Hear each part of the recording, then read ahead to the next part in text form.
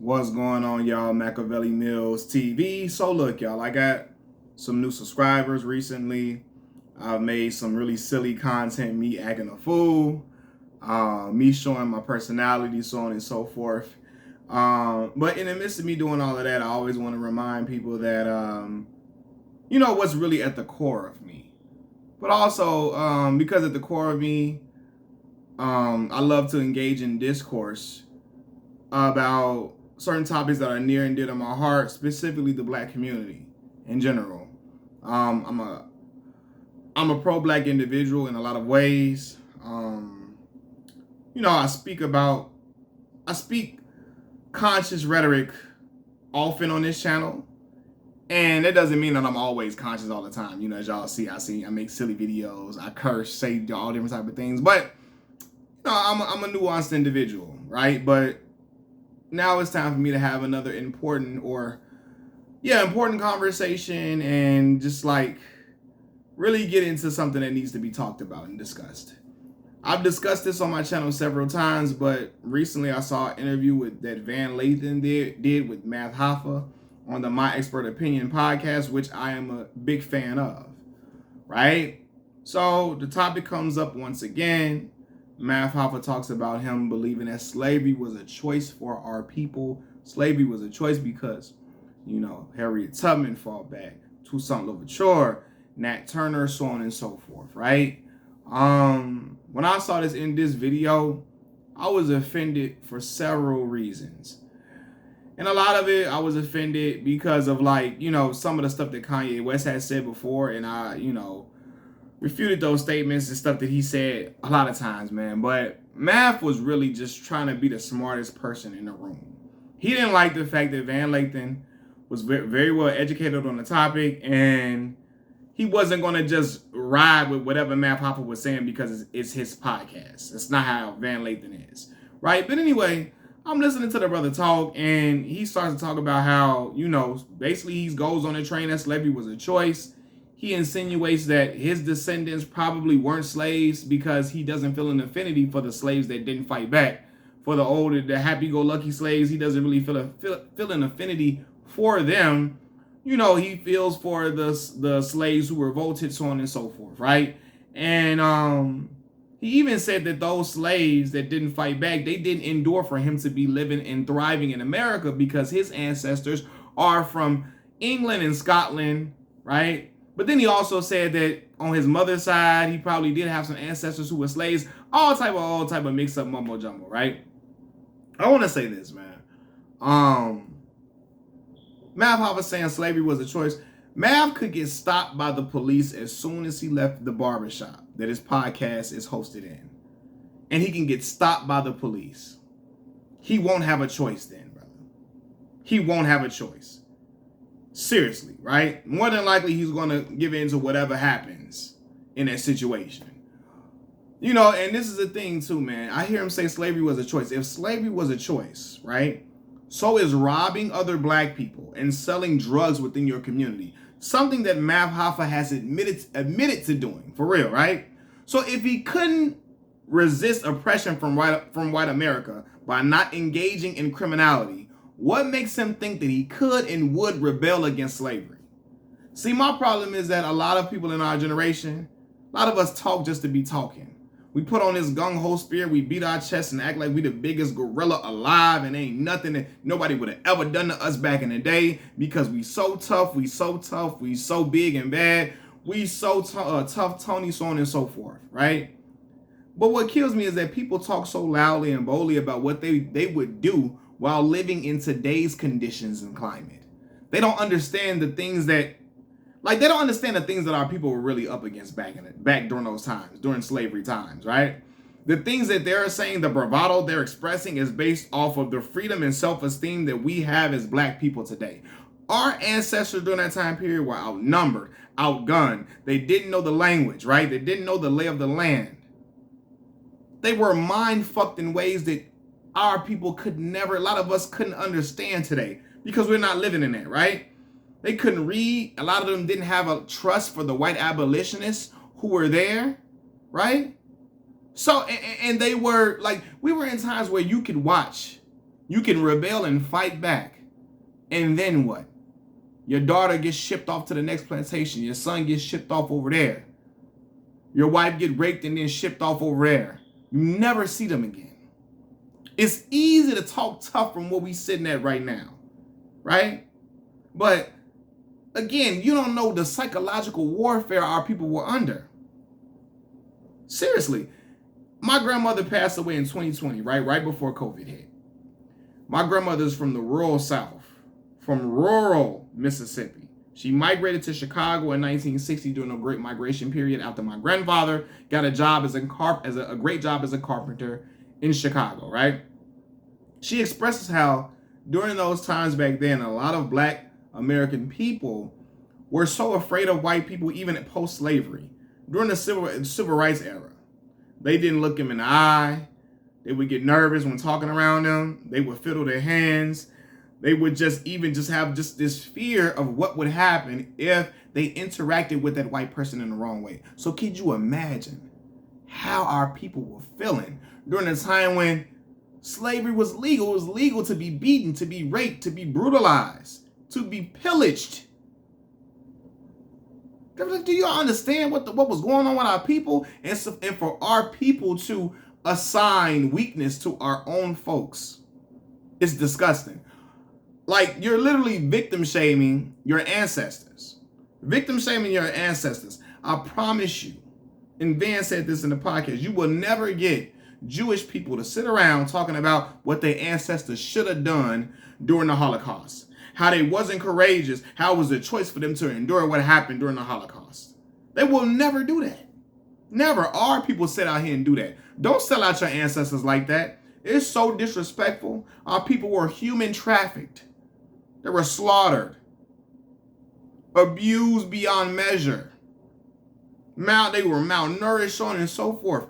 At times, people really don't understand. Like, again, like all of this be hard or you soft. Either you be hard or you soft. That mentality is crazy to me.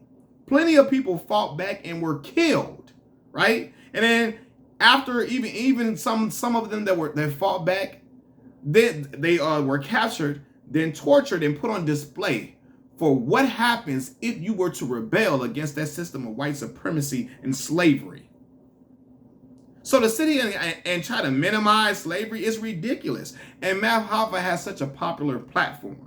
His platform is humongous. It's growing by the day, right? And for him to be spreading this ignorant rhetoric is dangerous, y'all. You know how many racist people in society, racist folks. There's a lot of racist people all within the media looking for rhetoric like this to latch on to say, aha, Black folks don't y'all talk about slavery. Don't y'all talk about the ill effects of slavery, because your own guys, your own people, Kanye West, the world-renowned Kanye West, right? And even a little local joker guy, because to them, Mav is not a local joker, but to a lot of some higher up non-Black people who, non-Black people, they don't know about battle rap. Mav Hoffa is a local joker. They'll say, even that local joker guy with the podcast, Mav Hoffa, he even says slavery was a choice, so your ancestors should have just fought back.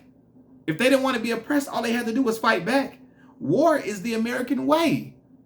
They were here long enough. War is the American way. They could have fought back. They would use that against our people in order to minimize what happened to our ancestors. And we're giving them the key to do it. We're giving them the pass to do it by how we sit around and disrespect our ancestors and make them seem weak and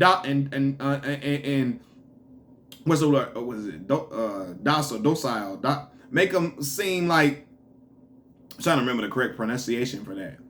Docile. Making them seem just like, that's ridiculous to me, man. I watch dudes like this, like Mav Hoffa, talk like this, right?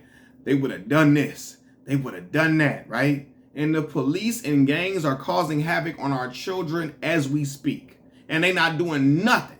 They not doing nothing. Talking all that, beating their chests, and they would have killed to keep our people safe. I would have killed this one to keep our community. I would have killed. They would have had to kill me. I'd have killed everybody during slavery. They wouldn't have done it to my friends, my family. Wouldn't have done it to the babies on my watch. They wouldn't have done it to the babies. right? They doing all that talk, but they not doing nothing now while the police is brutalizing our people.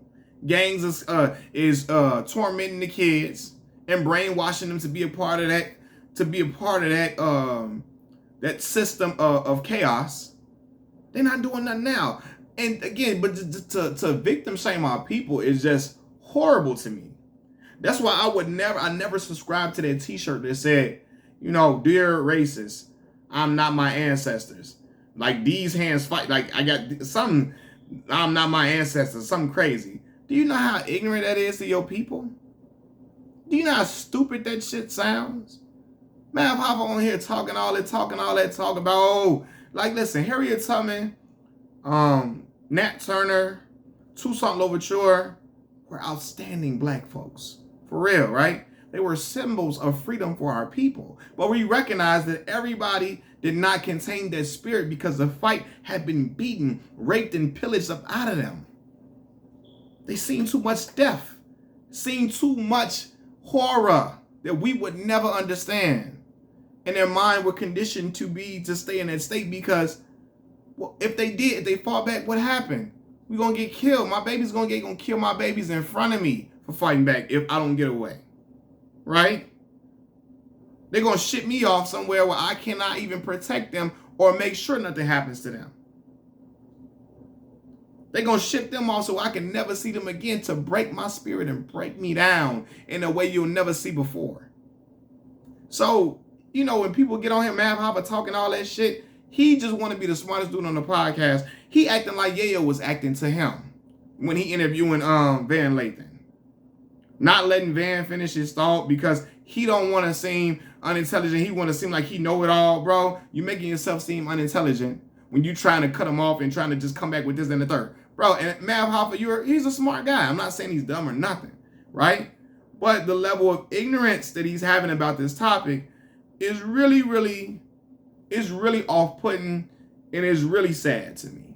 It is really sad. He's giving credence for other groups of people to downplay slavery.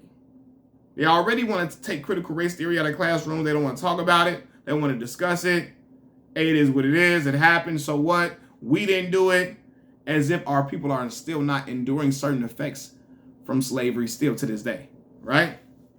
Not the same conditions, not the same at all, but there are certain lingering effects still within American society.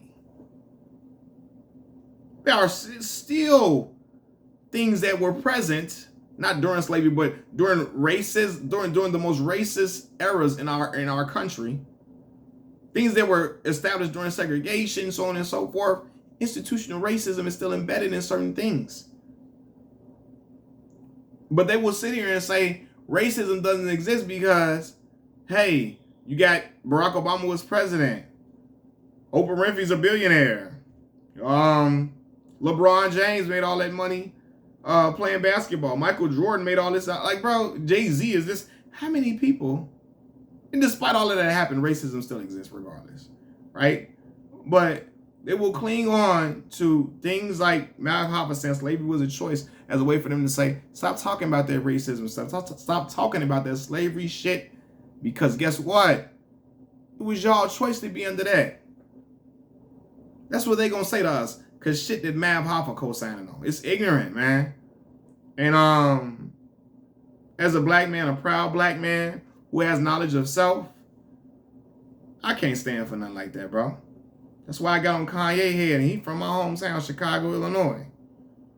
I can never co-sign nothing he talking about. Belittling our people. Belittling our people for clicks, views, for clout.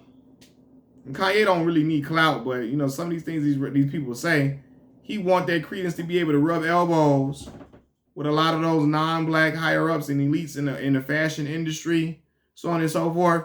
So he'll say things that are disparaging towards our people because he doesn't give a fuck about our people for real. He only cares about himself. And a lot of the Kanye lovers are so ignorant they don't even recognize that. Because they love him so much. And don't recognize every time he try to get pro-black is because he having problems with Kim Kardashian or because he can't break into the fashion industry. The white elites won't let him break into that fashion industry. He throws a fit and try to be pro-black once again. And then once he gets what he wants, he's throwing us back under the bus again. If that woman, Kim Kardashian, say she want him back tomorrow, he gonna say, fuck y'all black people. And say something else to throw us under the bus once again. So, but I'm looking at what Mav Hoffa's saying. I'm like, bro, this is the shit that I'm talking about. You can never get Asian people to talk down, calling people weak when they lost wars or they were under some type of oppressive system. You can never get the Jewish community to talk down about their ancestors during the Holocaust. You can get, but count on us. Count on some of us, some of our people in our community just sit down and have a discussion. It was a choice because Kanye said so. What the fuck does he know? He know music, dog. He know about sampling and making beats and rapping, making verses, making songs sound good. He know about creative little art stuff. Y'all think Kanye is the all-seeing out for everything because he make good music, dog? Nah, get the fuck off, G. Like, ridiculous, man. Machiavelli Mills TV. I'm out. Peace.